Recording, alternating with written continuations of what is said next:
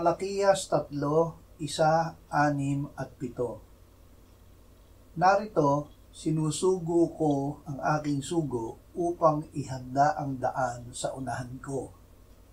At ang Panginoon na inyong hinahanap ay biglang darating sa kanyang templo. Ang sugo ng tipan na inyong kinalulugdan ay narito, dumarating, sabi ng Panginoon ng mga hukbo.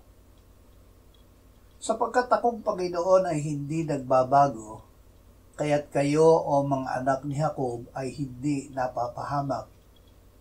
Mula sa mga araw ng inyong mga ninuno, kayo'y lubihi sa aking mga tuntunin, at hindi ninyo tinupad ang mga iyon. Manumbalik kayo sa akin, at ako'y manunumbalik sa inyo, sabi ng Panginoon ng mga hukbo. Ngunit inyong sinasabi, paano kami manunumbalik? Manumbalik sa Diyos.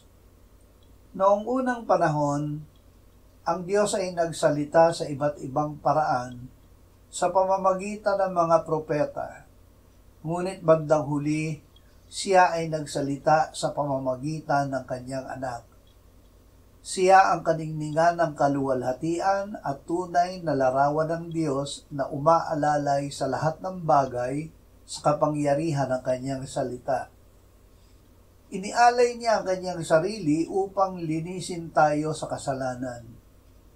Siya ay muling binuhay ng Ama at ngayon ay nakaupo sa trono sa kanan ng Diyos sa langit. Sinabi ng Diyos sa lumang tipan, manumbalik kayo sa akin at ako'y manunumbalik sa inyo. Sinabi ng Panginoong Hesus, lumapit kayo sa akin at kayo'y bibigyan ko ng kapahingahan. Siya ay naparito upang tayo ay magkaroon ng buhay at ng kasaganaan nito.